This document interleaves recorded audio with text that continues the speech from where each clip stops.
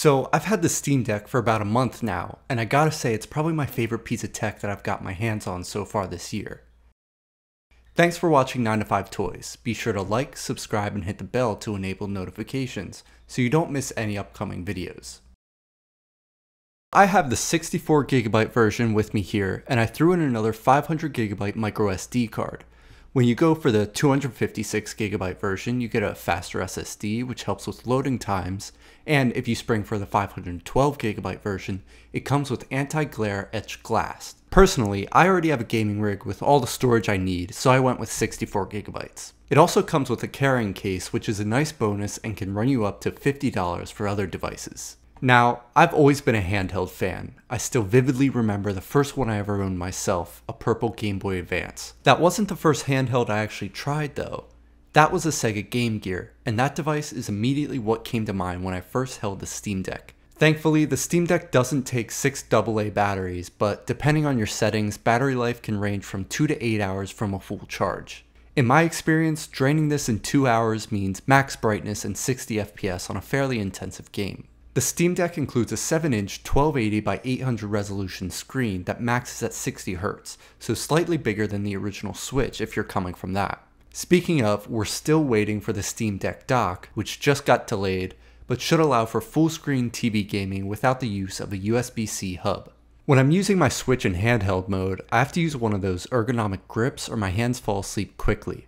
Thankfully, they had this in mind when designing the Steam Deck, taking inspiration from controllers rather than just a flat back. This allows for one of my favorite features, which are the 4 back paddles, and I was able to map all 4 face buttons back there so my thumbs never have to leave the joysticks. You get the hang of this quickly, and it's very welcome in FPS games that include a lot of jumping, crouching, and mid-fight interactions.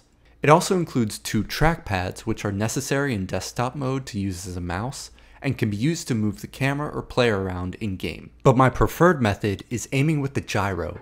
I really love this on the Switch, but I'm not really playing many games that make use of it there. It truly shines on the Steam Deck. The joysticks have capacitive touch sensors on them, and you can set it to only activate the gyro aiming when your finger's on it. This means you can adjust the way you're sitting or get up and move without sending your character stargazing. Hardware-wise, there's a ton of care put into small quality of life things like that, which are consumer friendly and make you want to play games here instead of your other options. Software-wise, Valve doesn't lock you into their OS. It runs Linux natively, and you can even install Windows on it if you want. And just because it's a handheld doesn't mean they compromise running AAA games on it. While you may not be able to get everything running at 60 FPS, the Steam Deck certainly holds its own. And if you can't install a game on the device itself, Valve does offer remote play, and you can even install Xbox's xCloud beta, but it'll take a bit of work to get it running. Personally, for the games I enjoy, cloud gaming still isn't there yet, but with a high-speed connection and a game that doesn't require quick reactions, you can get some use out of these features. Now, I do have a few criticisms, including the fact that load times and battery life can be rough, they're still getting compatibility up to speed through the Proton engine, and the fact that it doesn't download or update in sleep mode, but some of these can be fixed in later updates. All in all, and I know this may sound lazy, but sitting in front of your TV and booting up a console just to wait for downloads and updates and all that can be a barrier to actually gaming. But being able to pick it up while waiting for something to cook, a quick break at work, or even on the train, the value here is in its flexibility. Now, I love my Switch for indies, I love my PC for its versatility, and I love my consoles for the plug and play aspect. The Steam Deck fills a much bigger role in my gaming sphere that I didn't fully understand until I had my hands on it. And if you don't want to drop upwards of $1,000 on a decent gaming rig, the Steam Deck is a no-brainer.